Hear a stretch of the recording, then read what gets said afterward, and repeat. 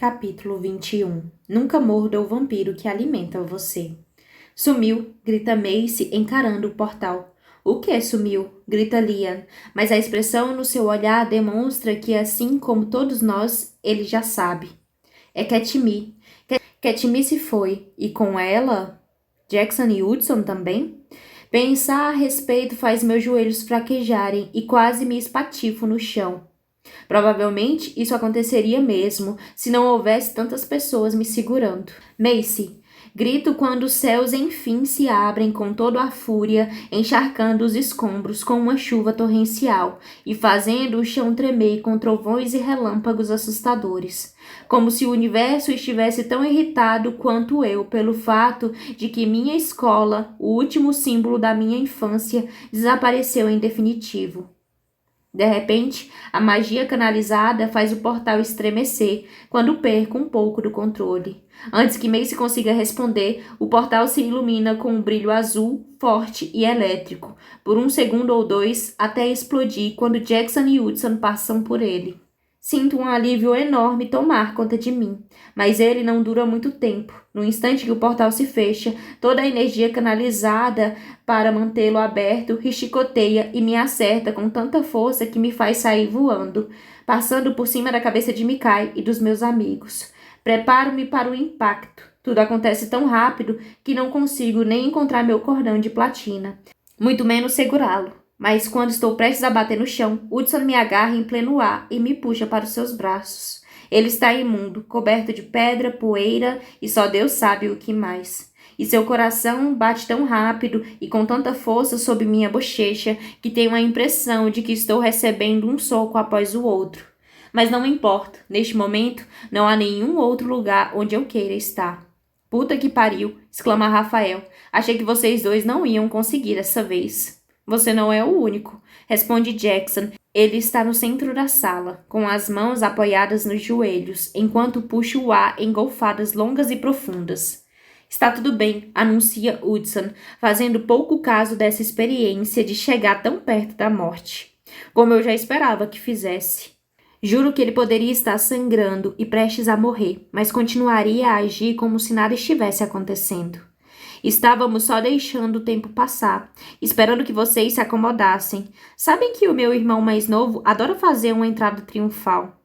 Jackson nem se incomoda em olhar para nós, ainda na tentativa de recuperar o fôlego. Mesmo assim, ele consegue encontrar um momento para mostrar o dedo médio para Hudson e bufar. Falou o cara que acha que o mundo inteiro é um palco. Juro, esse cara é capaz de dizer qualquer coisa só para me forçar a lhe dar um bis, insiste Hudson, enquanto me deixa em pé novamente e acaricia os meus cachos revoltos, tirando-os da frente do meu rosto. Por que fui me preocupar? Pergunto exasperada. Ele estampa um sorriso malicioso, mas seus olhos estão cheios de carinho quando me encaram. Não faço ideia. Eu também não. Ainda assim, aperto o rosto em seu peito, dedicando uns segundos para sentir seu aroma, para afastar o terror e me dar uma chance de saber que ele está bem, que os dois estão bem, conseguiram escapar de lá contra todas as possibilidades, e é isso que importa. Mas após certo tempo, a realidade se intromete no meu alívio quando Macy pergunta: "E Katmai?" É doloroso ouvir a esperança em sua voz, em particular quando Hudson se retesa junto de mim. Desculpe. Ele pede com a voz marcada pela dor. Tivemos que demolir o lugar. Havia muitos deles, explica Jackson, e estavam por toda parte. Não havia alternativa. Macy faz que sim com a cabeça, mas parece que acabou de levar um murro na barriga. E não a culpo. Seu pai foi sequestrado e talvez morto. E agora o único lar que ela conheceu a vida inteira foi destruído. Sei como é a sensação e não a desejo para ninguém. Em especial, não para minha prima, uma pessoa doce, gentil e maravilhosa. Tudo vai ficar bem, diz Eden passando a mão nas costas de Macy para reconfortá-la. Vamos encontrar uma maneira de consertar o que houve. Concordo, afastando-me de Hudson em busca de ir até Macy e abraçá-la. Não sei como, mas vamos dar um jeito. Depois que libertarmos o meu irmão, interrompe Delwood, com uma voz dura e fria como aço. Você não é a única pessoa que tinha família lá, sabia? Devolve Macy. Cyrus pegou meu pai. Acredite no que digo, ninguém quer ir até a corte vampírica para libertá-los mais do que nós. Mas não podemos simplesmente ir até lá e chutar a porta, opina Barian. Ou ele vai matar cada um dos vampiros que estiverem ali, começando pelas pessoas com quem mais nos importamos. A simples ideia de perder o tio Finn, Gwen e todas as outras pessoas faz com que eu sinta a minha coluna gelar. Para ser honesta, não entendo por que os pais dos alunos de Katmai não estão invadindo a corte vampírica. Comento balançando a cabeça, porque não tem ninguém exigindo que Cyrus liberte seus filhos. Os dragões não podem, afirma Flint sério.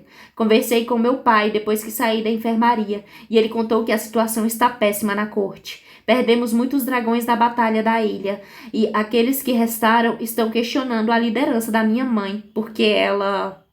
Ele deixa a frase no ar, com a garganta embargada. Porque ela entregou seu coração para me salvar. Termina Jackson com a voz neutra. Flint não responde. Inclusive, ele nem olha para Jackson, conforme a tensão firme, escorregadia e perigosa faz o ar entre os dois ferver. Os lobos não vão se levantar contra ele, diz Durwood. Cyrus deu sua palavra de que não machucaria nenhum dos seus filhos.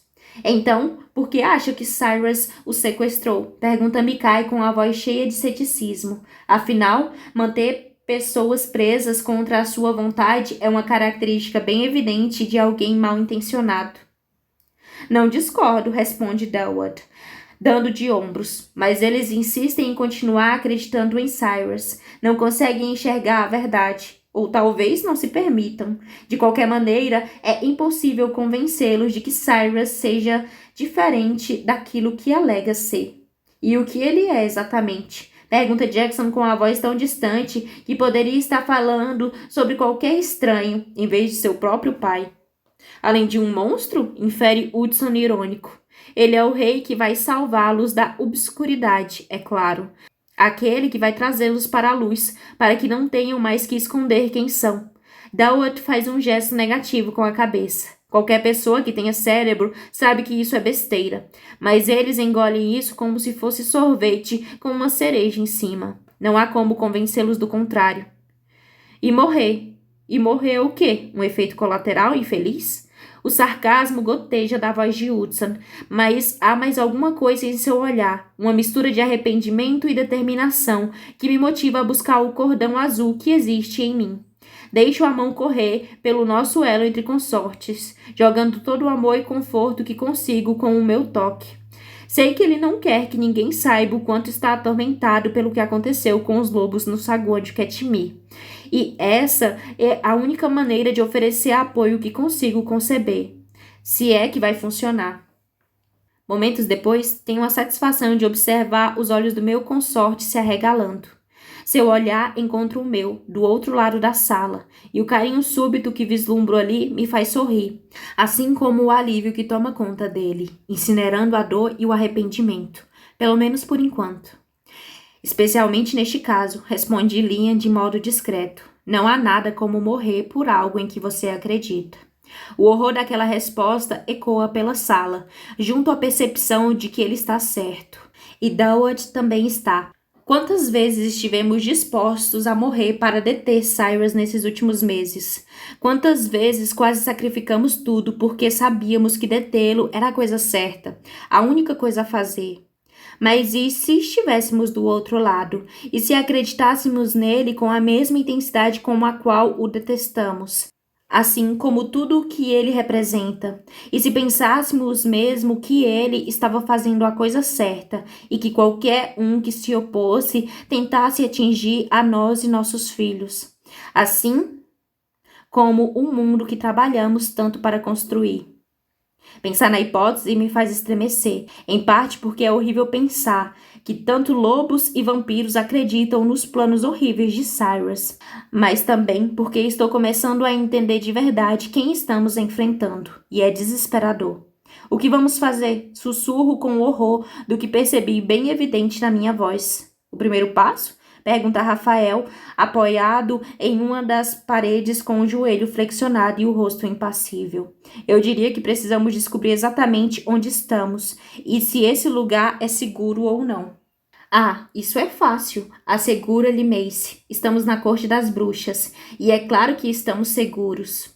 Ela para de falar quando a porta se abre com um estrondo. e o que parece ser a guarda das bruxas, considerando seus uniformes, entra na sala brandindo as varinhas e prontos para disparar. Capítulo 22. Eles ladram e mordem. Vocês têm que ir embora, anuncia a bruxa comandante da guarda. Ela é alta e ameaçadora, e a julgar pelo distintivo no manto roxo do uniforme, também é uma das comandantes do exército. Agora. Ir embora? Questiona Macy contrariada. Mas acabamos de chegar, Valentina. E agora já podem ir para outro lugar. Os olhos de Valentina são gelados quando agita a varinha, indicando Hudson, Jackson e a mim. A guarda das bruxas não tem espaço para pessoas da laia de vocês aqui. Da nossa laia? Minha prima está começando a falar como um papagaio irritado. A fúria torna sua voz mais esganiçada ao repetir as palavras de Valentina. Sou uma bruxa e estes aqui são os meus amigos. Estamos buscando refúgio. Enquanto fala, ela se coloca entre a varinha de Valentina e Jackson, Hudson e eu. Não gosto de ver Macy usar a si mesma como escudo para nós. E fica óbvio que os rapazes também não gostam. Mas quando saímos de trás dela, Macy nos encara com um olhar de advertência que nos paralisa. Quem imaginaria que Macy seria capaz de tamanha intimidação, uma vez que está determinada a fazê-lo? Um pedaço de mim ficou impressionado. Vou ficar. Quando essas bruxas baixarem suas malditas varinhas. Não há refúgio aqui, nem para você, nem para seus amigos, rosna Valentina. Ah, é claro. Bem, essa decisão não cabe à guarda das bruxas. Somente o rei e a rainha podem negar refúgio, retruca Macy. É isso que estou tentando lhe informar. Valentina repuxa os lábios em um sorriso torto. Eles já negaram. Jackson se enrijece ante a revelação, mas uma espiada em Hudson me mostra que ele não está nem um pouco surpreso. E verdade seja dita, eu também não. Se o que Dawood nos disse for verdade, é quase impossível saber quem está do lado de Cyrus e quem não está. Se a corte das bruxas está com ele, então temos sorte se as únicas coisas que vão fazer são nos negar refúgio e nos expulsar daqui. Podia ser bem pior.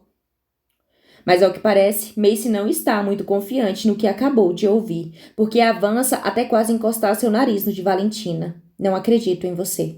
Valentina ergue uma sobrancelha, mas não recua nem sequer 1 milímetro quando responde. Não ligo se acredita em mim ou não, mocinha. Só quero que você e os seus amigos saiam da corte das bruxas, agora. E se não sairmos? Desafia Macy. É uma pergunta que quase me faz gemer, porque agora, sem sombra de dúvidas, não é a melhor hora para dar ultimatos ou tentar descobrir um blefe. Não quando essa guarda parece tão irritada, e definitivamente não quando os outros soldados da guarda se agitam cada vez mais. Afinal, estamos fazendo a mesma coisa aqui. A ansiedade e a exaustão se combinam para deixar todos mais voláteis. Além disso, não é o nosso grupo que está brandindo armas mortíferas, a menos que contemos 6 pares de presas e 2 dragões cuspidores de fogo e gelo. Fatores que provavelmente foram levados em conta. Quer mesmo saber? Indaga Valentina. Nem quero, responde Macy abrindo a pochete para pegar sua varinha. Mas acho que vou precisar saber, porque de um jeito ou de outro estou indo falar com o rei e com a rainha. Aí está ele, o ultimato que eu temia. Hudson e Jackson também o reconhecem, considerando que estão inquietos ao meu lado, com as mãos se fechando e os olhos se estreitando enquanto se concentram em seus alvos. É o que me faz buscar e segurar o cordão de platina dentro de mim. Não sei por que Macy insiste tanto em uma audiência com o rei e a rainha, mas estou disposta a apoiar seu plano, mesmo que isso signifique lutar contra toda a guarda das bruxas. Puxo o cordão de platina e mudo para a forma de gárgula num instante. Ao mesmo tempo, Jackson causa um tremor que faz a sala inteira tremer. Desta vez, são os olhos de Valentina que se estreitam ante a ameaça. Atrás dela, as varinhas cortam o ar, e nós nos preparamos para um ataque. Todavia, bem quando as varinhas começam a baixar, uma mulher com um manto roxo elegante aparece sobre o vão da porta. Chega, exclama ela, e a guarda recua de imediato. Não vou admitir violência contra uma bruxa, alguém que é como nós. Seus peculiares olhos violeta passam pelos guardas e fixam em Macy quando ela continua, especialmente quando é uma criança que busca refúgio. As ordens que recebi foram bem claras. Sim, mas estou mudando as suas ordens. Levem-nos para o salão principal. Se a minha irmã escolheu negar refúgio a esta criança, ela lhe deve uma explicação. E também a toda a corte. Por isso, vamos ouvir o que ela tem a dizer. A irmã da rainha se vira para trás, desaparecendo pela porta com a mesma velocidade com que apareceu. Por um segundo, ninguém se move. Entretanto, as varinhas são recolhidas e Valentina se afasta de Macy, muito contrariada. E a minha prima lhe abre um sorriso surpreendentemente radiante em resposta. É óbvio que o sorriso era o que faltava para a Valentina surtar, porque dessa vez é ela que se aproxima do rosto de Macy. Se algum de vocês se atrever a olhar para o rei e a rainha do jeito errado, vou arrancar seus órgãos e usá-los no feitiço mais repugnante que conseguir encontrar. Considerando todas as ameaças que já ouvi, até que essa é uma das melhores, em particular porque ninguém aqui deseja ter seus órgãos arrancados, mas também porque ela disse aquilo com muita sinceridade.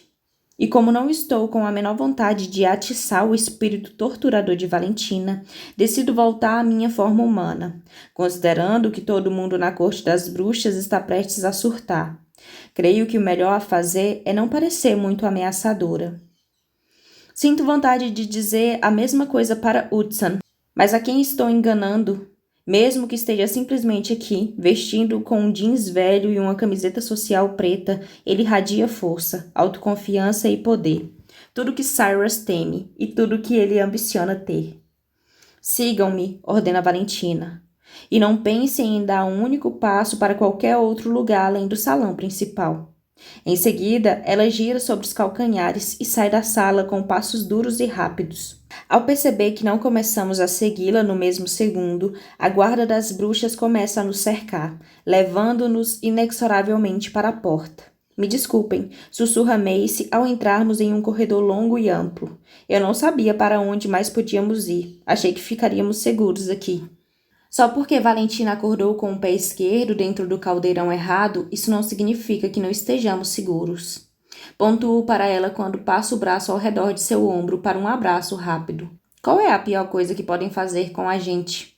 Não escutou o que ela disse? Questiona Delwood com os olhos bem abertos em uma evidente expressão de duh. Arrancar nossos corações para usá-los em um feitiço de amor. É só da boca para fora, explica Macy. Com certeza, concorda Micai bufando, mas parece que ela tem vários dentes na boca para dentro. Essa mulher é bem capaz de nos dar de comer para o seu familiar favorito e depois colocar fogo neste lugar só para mostrar que está falando sério. E o que ela iria dizer exatamente? Pergunta Rafael. Que vocês não são tão especiais quanto pensam que são, esbraveja Valentina por cima do ombro. E o meu familiar favorito é um polvo, por isso boa sorte para vocês. Ela não profere mais uma palavra conforme seguimos pelo corredor, e também não dizemos. Mas não há muito a dizer. Não há muito a dizer além de um polvo. Eden forma as palavras com a boca. Macy dá de ombros com discrição. Melhor do que um emu. Você conhece alguém que tenha um emu como familiar? Pergunta Jackson sem acreditar. Conheço alguém que tenha um vampiro como familiar, retruca Macy. E sabemos que os emus são mais inteligentes também, brinca Flint. É bem óbvia a sua tentativa de implicar com Jackson. Não funciona, é claro. Mas os outros membros da ordem tentam rebater o comentário, enquanto Hudson se limita a rir. Pela primeira vez desde que voltamos a Katmai, depois da viagem à ilha, acho que podemos respirar. Como se talvez o mundo não esteja desabando sobre nós neste exato momento. Talvez. O que vai acontecer daqui a alguns segundos é uma história completamente diferente. Entretanto, por hora, vou aproveitar esta pausa curta e a oportunidade de rir com os meus amigos antes que tudo vá para o inferno mais uma vez. Talvez, por não me sentir completamente aterrorizado neste momento, aproveito a oportunidade para observar ao redor pela primeira vez. E o que essa análise me revela é que a corte das bruxas não é nem um pouco parecida com a corte dracônica ou a corte das gárgulas. As únicas outras cortes que visitei. Enquanto a corte dracônica é pura sofisticação ao estilo de Manhattan e a corte das gárgulas parece ter ficado parada na era medieval, a corte das bruxas exprime uma elegância régia, com ênfase em uma arte elaborada e em uma arquitetura bem mais elaborada. O corredor é delimitado por paredes entalhadas que retratam os elementos, assim como o sol, a lua e as estrelas. Em meio aos entalhes, há molduras gigantes feitas de ouro de verdade. E dentro delas, pinturas que mostram bruxas vestidas de azul celeste, formando círculos mágicos e paisagens com cenas arborizadas. E há velas por todos os lados, vermelhas, roxas, pretas, brancas, douradas. Elas preenchem os archotes entalhados nas paredes a cada poucos metros. Percebo que metade está acesa e a outra metade está apagada, ao mesmo tempo que vejo duas bruxas, uma de cada lado, andando pelo corredor, vários metros à nossa frente. Cada uma delas empunha um acendedor longo e cerimonial, usado para acender velas. Elas não usam magia? Sussurro para Macy, que faz um sinal negativo e enfático com a cabeça. Nos ensinam desde criança que a magia não deve ser usada para fins mundanos. Ela tem um custo para nós, para o mundo natural e até mesmo para o universo. Por isso, usá-la para algo tão corriqueiro quanto acender velas não cerimoniais simplesmente não acontece. Em especial porque precisam ser acesas todos os dias neste horário. A rainha insiste nisso, apesar de termos lâmpadas que funcionam perfeitamente. Ela se põe a dizer outra coisa, mas para de súbito quando nos aproximamos de uma porta dupla. Assim como muitas outras partes deste castelo, as portas são feitas de ouro verdadeiro e entalhado com guirlandas de flores. Todavia, cada uma dessas flores é incrustada com pedras preciosas e semipreciosas. Rubis, esmeraldas, safiras, lápis lazuli, quartzos, turquesas e outras várias que reconheço, mas não sei o nome. Não é preciso ser um gênio para entender que estamos prestes a entrar no salão onde o rei e a rainha recebem convidados, mesmo que essas portas ridiculamente caras não gritem a informação para o mundo saber. O fato de que Macy está em posição de sentido pela primeira vez desde que a conheci já seria informação suficiente. Todos os membros da guarda das bruxas se postam do mesmo jeito, especialmente Valentina. Trate-os com o devido respeito, ela avisa ao alisar a capa, ou vou fazer com que vocês desejem nunca ter nascido. Em seguida, antes que possamos absorver o aviso, ela dá um passo à frente e as enormes portas de ouro se abrem. Bem-vindos ao grande salão da corte das bruxas, anuncia ela por entre os dentes. Capítulo 23. Muitas coisas para mostrar, nada para dizer. Vários segundos se passam até que as portas estejam abertas em sua totalidade, e não consigo evitar a vontade de dar uma boa olhada no grande salão enquanto esperamos. E olhe, grande salão é um nome perfeito para esse lugar. Sala do trono também se encaixa bem, assim como ostentação de riqueza. É um pouco estranho porque, pelo que conheço sobre Macy e o tio Finn, eu jamais imaginaria que a corte das bruxas fosse assim. A corte vampírica? Com certeza. Com toda certeza. Mas as bruxas que conheci em Katmir são mais discretas, menos interessadas em exibir seu poder e dinheiro. Mesmo assim, é uma corte. Pelo que sei sobre reis e rainhas de antigamente, exibir poder e dinheiro é praticamente o único motivo para se ter uma corte. Mesmo assim, quando entramos no grande salão, percebo que só pensei que o corredor fosse elaborado. O lugar até que é bem sem graça quando comparado a esta sala com afrescos enormes no teto, os candelabros gigantescos e pinturas da altura do pé direito, exibidas em todas as paredes.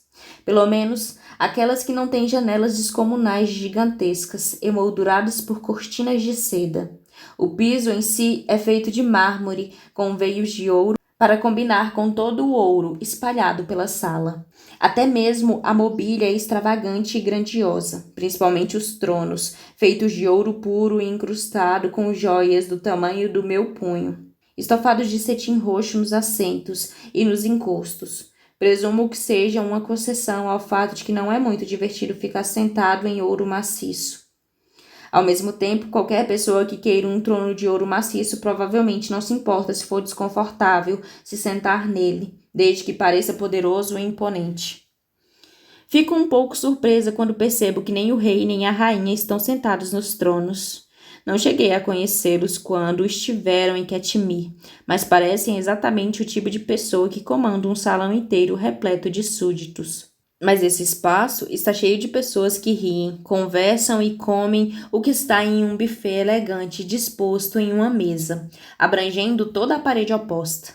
E ninguém age de um modo particularmente servil ou adulador. Pelo menos, não até que a porta se feche atrás de nós e o barulho oco das trancas em seu devido lugar ecoa pela sala. Parece que todas as pessoas naquele salão se viram de uma só vez para nos encarar, antes de os guardas nos cercarem e nos forçarem a acompanhá-los até a parte da frente da sala, enquanto marcham em uma formação bastante complicada. Um homem com uma casaca militar elegante e calças escuras se aproxima e anuncia para o salão: o rei Linden Choi e a rainha Imogen Choi. É somente quando todos estamos diante dos tronos que o rei e a rainha aparecem, saindo do meio da multidão, com seus mantos de veludo roxo escuro esvoaçando. O rei tem cabelos bem curtos, cortados à máquina, com um gibão um pouco mais justo do que da última vez que o vi em Katmir, e o colete escuro esticado por baixo da capa violeta. A rainha é mais alta do que seu consorte, com cabelos loiros ligeiramente avermelhados, que se derramam em ondas sobre o vestido lilás, cravejado de diamantes. O traje reluz a cada movimento. Cada um deles também exibe uma coroa na cabeça, e quando se acomodam em seus tronos, o rei à esquerda e a rainha à direita, toda a guarda se curva em reverência, quase a ponto de encostarem os lábios no chão. Contudo, o que me surpreende ainda mais é que meus amigos fazem a mesma coisa. Macy, Eden, Dawood, Jackson, Hudson e os membros da ordem. Todos se curvam diante do rei e da rainha das bruxas. Segundos depois, o restante da sala faz o mesmo. E a única pessoa que continua com as costas retas aqui sou eu. Faço menção de me curvar também, mas Jackson e Hudson estendem as mãos no mesmo instante, cada um deles segurando um dos meus cotovelos, para indicar que devo continuar ereta. E é aí que me dou conta do que está acontecendo. É claro que eles estão se curvando. Cada um deles é um príncipe reconhecido, mas ainda estão em um patamar abaixo do rei e da rainha. Não me admira que Hudson e Jackson insistam tanto que eu não me curve. Cerro o punho e aperto o anel no meu dedo, lembrando a mim mesma de que sou uma rainha também. A tatuagem da coroa na minha mão coça um pouco quando me lembro desse fato e sou acometida por certo desconforto. Ainda assim, continuo em pé, com as costas eretas. É melhor encarar o rei e a rainha das bruxas como alguém no mesmo patamar, suponho, do que conversar com eles como uma subalterna que implora por algo que nem sei o que é. Ajuda? Informações? Refúgio? Como Macy mencionou agora há pouco? Eles observam a minha falta de súplica diante dos dois, com os olhos ligeiramente fechados e os lábios retorcidos em caretas irritadas. Não sei se estão bravos por eu não me curvar, ou se estão bravos porque todo o nosso grupo teve a audácia de vir até aqui. De qualquer maneira, acho que isso não importa muito. Não quando o resultado é ver o rei e a rainha das bruxas com cara de quem passou esta última hora chupando um monte de limões bem azedos.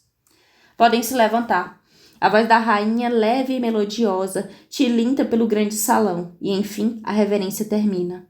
Ela espera até que todos na sala sigam suas instruções antes de concentrar a atenção em Macy, que se agita com desconforto sob seu olhar penetrante enquanto encara a rainha. Por que veio aqui? Pergunta a rainha, embora a frase soe mais como uma acusação do que uma pergunta. Eu não sabia para onde mais podia ir, responde Macy, e sua voz não vacila. Mesmo assim, minha prima está visivelmente trêmula. Tudo o que eu quero é ir até ela e oferecer o meu apoio, mas algo me diz que seria má ideia fazer isso agora. Por isso, continuo em meu lugar e tento não encarar a rainha com um olhar assassino. Catmie está... Sabemos exatamente o que aconteceu com Catmie, vocifera a rainha. Assim como sabemos que você e o seu grupo são responsáveis pelo que houve. Mace engole em seco. Não tínhamos outra escolha, além de destruir a escola. Os aliados de Cyrus... Não estou falando daquele chilique ridículo que os príncipes vampiros tiveram há pouco, interrompe a rainha. Estou falando sobre o sequestro dos nossos filhos. Isso nunca teria acontecido se... Se o quê? Flint pergunta com um grunhido. Se deixássemos que Cyrus nos matasse? Acho que bastaria simplesmente rolar para o outro lado e deixar que ele nos domine. Do mesmo jeito que a corte das bruxas está se deixando ser dominada agorinha, opina Hudson. Os olhos do rei se estreitam bastante ante a acusação de Hudson. Acha mesmo que nos insultar é a melhor maneira de conquistar nossa ajuda? Não, responde Hudson dando de ombros com ar negligente. Mas vocês já decidiram que não vão nos ajudar. Tudo isso aqui é puro fingimento. Não há nada que possamos fazer por vocês aqui. As palavras da rainha cortam o ar já tenso. Valentina vai acompanhá-los até a saída. Quer dizer que não há nada que vocês queiram fazer por nós, responde Mace. Só não entendo por quê, já que estamos implorando por refúgio. Vocês não estão implorando por nada, esbraveja o rei. Estão exigindo e não têm o direito de fazê-lo. Desculpem-me. Mace baixa a cabeça numa súplica bem óbvia. Esta nunca foi a nossa intenção. Essa é precisamente a sua intenção, retruca o rei. Mas a sua arrogância, assim como a arrogância dos seus amigos, não é motivo pelo qual negamos seu pedido. Já fizemos tudo o que podíamos por vocês, alega a rainha. Devíamos ter notificado Cyrus no instante em que vocês acionaram os nossos alarmes, abrindo um portal para cá com amigos que não são bruxas. Cyrus? Indago tão incrédula com aquela justificativa que as palavras saem voando pela minha boca antes que eu me dê conta do que ia dizer. Vocês estão trabalhando com Cyrus agora? Não estamos trabalhando com ele. A voz do rei ecoa pelo grande salão quando seus olhos se fixam nos de Hudson. Mas você sabe melhor do que ninguém o que ele fez. Você vai ter que ser um pouco mais específico. Rebate meu consorte, com a voz arrastada e batendo uma partícula de poeira imaginária do ombro. Ultimamente, meu pai vem se comportando muito mal. É uma maneira de descrever as coisas, resmunga Flint. Acham que são os únicos aqui que estão preocupados com os acontecimentos em Catmie? O rei morde cada sílaba como se estivesse com um gosto ruim. Acham que são os únicos aflitos a respeito das pessoas que ele sequestrou? Ele tem em seu poder mais de 100 filhos de bruxas da nossa corte e também dos nossos clãs mais poderosos. Precisamos mantê-los a salvo até que o retorno seja negociado. E acha que a melhor maneira de mantê-los a salvo é nos botar para fora daqui? Pergunta Mace com os olhos arregalados e a voz miúda. Não podemos abrigar nem oferecer ajuda alguma a vocês. Desde que não façamos nada disso, o rei dos vampiros nos garantiu que nossas crianças estarão a salvo. A rainha engole em seco. E que a minha filha estará a salvo. É então que me lembro. A filha do rei e da rainha estudava no primeiro ano do ensino médio no ano passado. Acho que seu nome é Emma. Mace a indicou certa vez quando passamos pelos corredores, mas nunca cheguei a conversar com ela. Parte de mim entende por que estão sendo tão inflexíveis agora. Claro, há um outro pedaço bem maior que acha que eles são bem imbecis. Já deveriam saber, a essa altura, que é um erro enorme confiar em qualquer palavra de Cyrus. Se quiser machucar Emma, ele vai machucá-la, e não há absolutamente nada capaz de fazê-lo mudar de ideia. Ao que parece, não sou a única que pensa assim, porque Hudson solta uma risada incrédula e bem afrontosa. Você não pode estar acreditando nisso, diz ele, e todos os olhares vão em sua direção. Seus filhos não estão seguros agora. Conheço meu pai. Ele nunca cumpriu um único acordo em sua vida. Acho que ele nem sabe como se faz isso. Mace ergue o queixo e afirma. Ele está machucando as crianças, todas elas. A rainha se inclina para a frente. Como sabe disso? Marise nos contou ter ouvido dos lobos que eles precisam das crianças por causa da sua magia jovem e não para servirem como reféns. Mace não menciona que Marise acabou nos traindo, o que me faz pensar se Mace duvida da informação. Com isso, o rei e a rainha se entreolham por um longo momento, e quase chego a pensar que eles podem ceder, percebendo que não podem confiar em Cyrus e que precisam da nossa ajuda. Mas o rei volta a nos encarar e esboça um gesto negativo com a cabeça. Embora seja verdade que a magia jovem seja mais fácil de roubar e consumir, Cyrus nos garantiu que nada de ruim vai acontecer às nossas crianças, e não vemos nenhuma razão para duvidar dele. Não vem nenhuma razão? Hudson revira os olhos. Não se dão conta do que aconteceu? Ele sequestrou as suas crianças. O que nessa ação passa uma ideia de honestidade. E quem é essa Marise? Pergunta a rainha, ignorando o comentário de Hudson, com uma sobrancelha arrogante tão erguida que quase lhe chega à raiz dos cabelos. Como saber se podemos confiar nela? Ela era a nossa... Mace começa a explicar, mas mal consegue pronunciar as primeiras palavras antes que o rei bata com o punho fechado no apoio para o braço do seu trono. Chega, não vamos mais escutar suas mentiras. Vocês vão sair deste lugar agora mesmo ou vão sofrer as consequências. O olhar dele se fixa em Hudson e Jackson, e não pensem que não somos capazes de impedir que uns dos seus chiliques ponham a nossa corte abaixo. Hudson bufa. Ah, isso eu quero ver. E se nos colocarem para fora daqui, a única coisa que vocês vão fazer é abandonar o único grupo de pessoas que pode ajudar a salvar sua filha. Desta vez, a risada da rainha é que é afrontosa. Acham mesmo que tem alguma chance contra Cyrus e a coalizão que ele construiu? 11 de vocês contra um exército de milhares? Se o próprio Cyrus não nos considerasse uma ameaça, por que se esforçaria tanto para nos caçar e impedir que qualquer paranormal nos ajude? O argumento de Hudson é excelente. Por que Cyrus está se esforçando tanto para acabar com esses 11, para acabar comigo? Espio a coroa na palma da minha mão e acho que posso ter a resposta. Capítulo 24. Quando um não quer, dois não negociam. Eu tenho a coroa. Anuncio e a sala fica em silêncio quando elevo a mão, a fim de mostrar a tatuagem para o rei e a rainha. Os dois se encolhem, encarando-me com expressões de horror e medo. Em seguida, afastam-se o máximo possível da minha mão sem sair de seus tronos. Para ser sincera, a reação seria cômica se eu pudesse enxergar toques de humor em qualquer coisa no momento.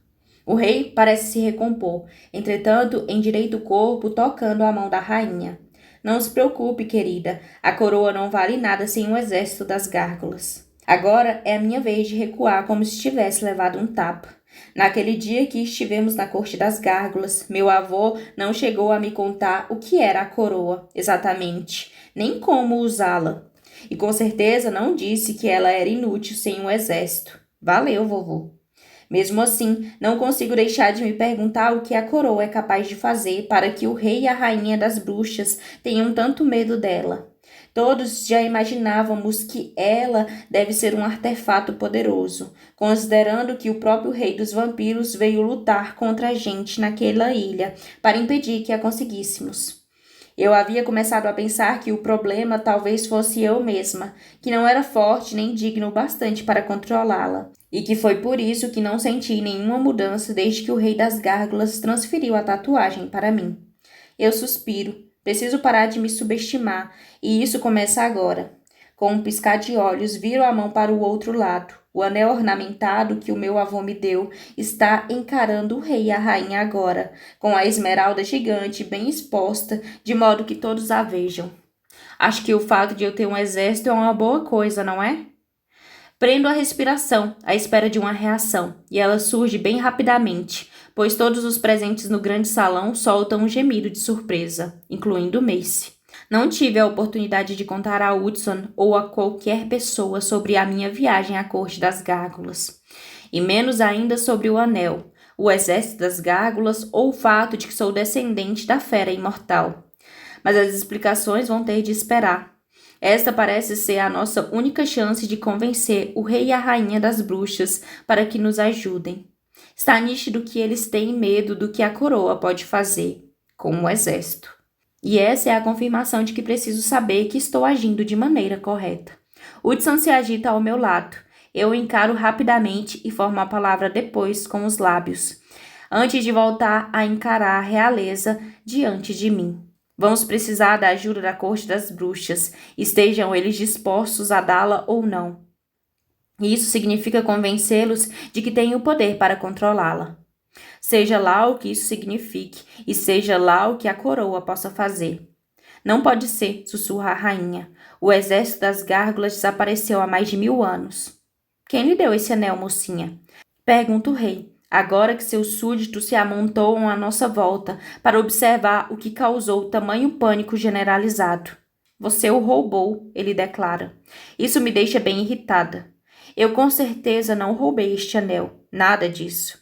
Meu avô o deu para mim. Faço uma pausa percebendo pela primeira vez o silêncio estupefato no salão, enquanto todos esperam as minhas próximas palavras, e decido entrar no jogo para conquistar a plateia, quando aperto os olhos e declaro. Sabem, né? O rei das gárgulas. Um pandemônio se forma enquanto todos trocam sussurros aflitos entre si. O rei das gárgulas está vivo? O exército está vivo? Ela está no comando de tudo? E o meu favorito? Essa menina vai comandar um exército contra Cyrus? O rei das bruxas observa a multidão, escutando enquanto as pessoas questionam seu futuro, o meu futuro, e em seguida me avalia. Acha que é capaz de comandar um exército contra Cyrus e trazer as nossas crianças de volta? Não, absolutamente não. Mas se necessário, com certeza vou tentar. Respiro fundo e digo, é claro que sim.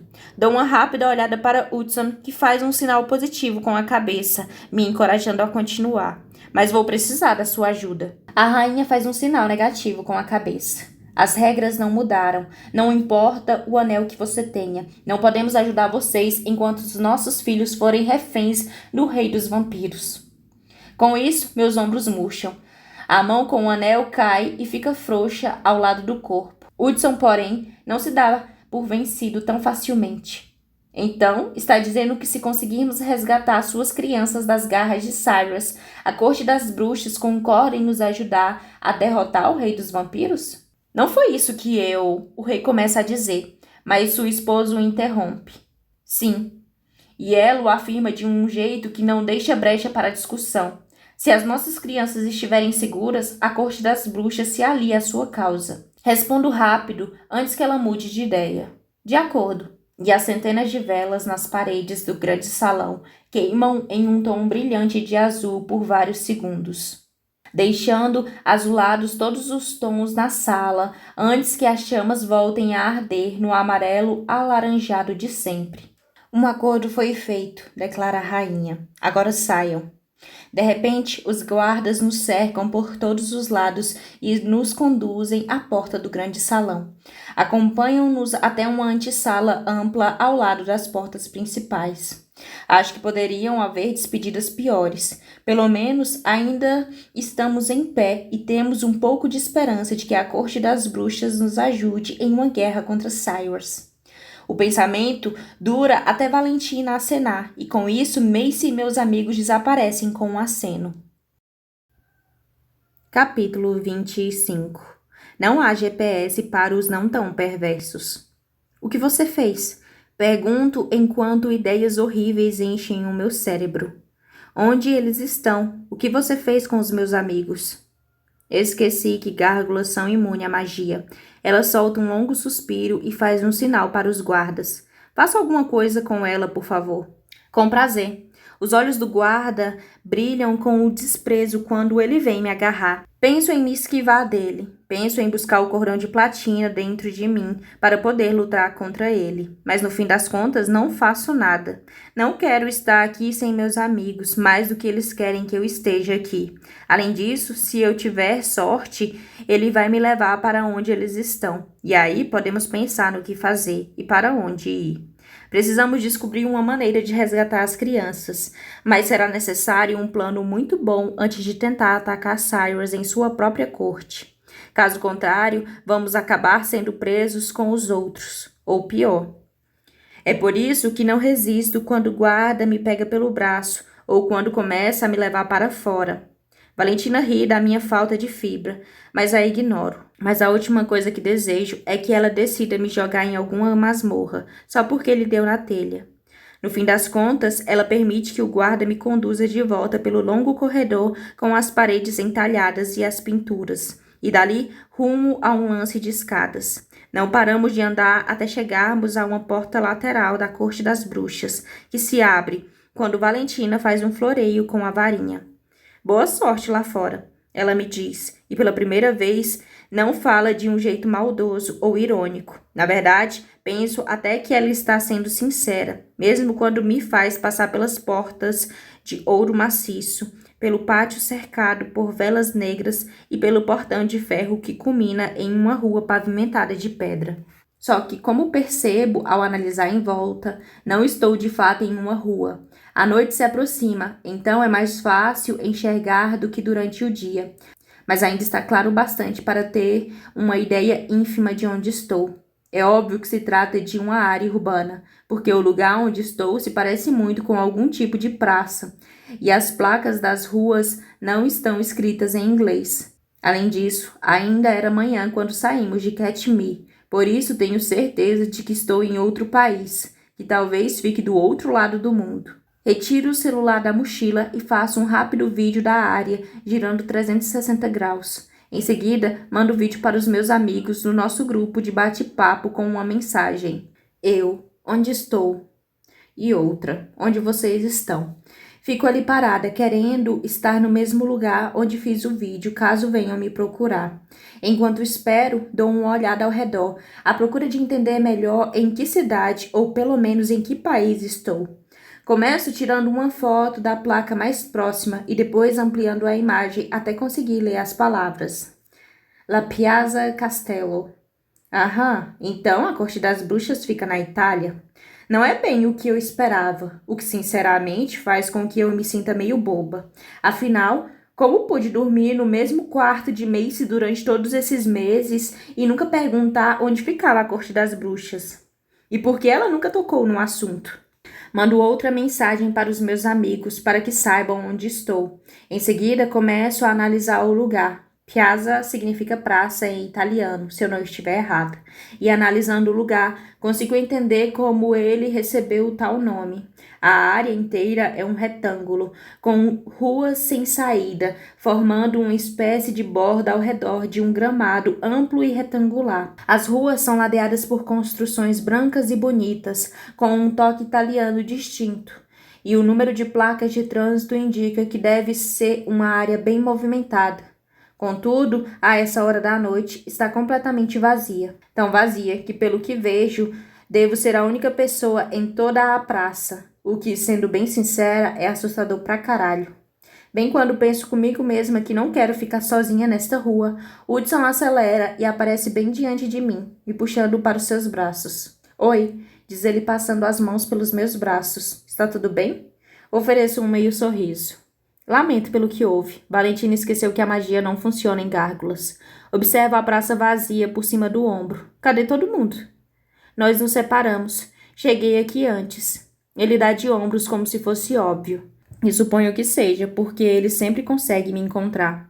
Você jogou uma bela bomba lá dentro. Ele sorri agora, afrouxando os braços. Adorei cada minuto daquilo, principalmente quando a rainha das bruxas quase caiu do trono, tentando se afastar da coroa. Balanço a cabeça e dou uma risadinha. Foi esquisito. Por outro lado, não me ajudou a descobrir o que a coroa de fato faz. É verdade, mas sabemos que ela causa terror em criaturas poderosas. E provavelmente é por isso que Cyrus está te caçando. Ele quer a coroa. Estremeço e Hudson me puxa de novo para os seus braços. Passar os braços pela cintura dele, encostar a cabeça em seu peito e deixar as batidas daquele coração sincronizarem com as minhas são tão naturais quanto respirar. Não sei quanto tempo ficamos parados assim, mas fico grata por Hudson não fazer perguntas, mesmo sabendo que ele deve ter dezenas ou milhões. A maior de todas, provavelmente, é como estivemos juntos durante quase todos os instantes que passamos acordados ou dormindo, e ainda assim consegui descobrir não apenas que o rei das gárgulas é meu avô, em certo grau, e que o exército das gárgulas está vivo, mas também como consegui ganhar um anel, que significa que agora sou a sua comandante. Mas ele não pergunta nada, simplesmente me abraça, escutando a minha respiração e garantindo, com o calor do próprio corpo, que não importa o que aconteça, não estou sozinha. Após determinado tempo, afasto-me um pouco a fim de fitá-lo. Hudson se limita a erguer uma sobrancelha e falar. Quer dizer então que a fera imortal é o rei das gárgulas, não é? Claro que ele iria acabar descobrindo, confirmo com um aceno de cabeça. E você é uma descendente direta dele, em algum ponto da árvore genealógica. Esta última frase é uma afirmação, não uma pergunta. Mais uma vez confirmo com um aceno de cabeça. E ele lhe deu o anel para liderar o seu povo. Desta vez, quando confirmo, não consigo deixar de prender a respiração, aguardando a sua reação.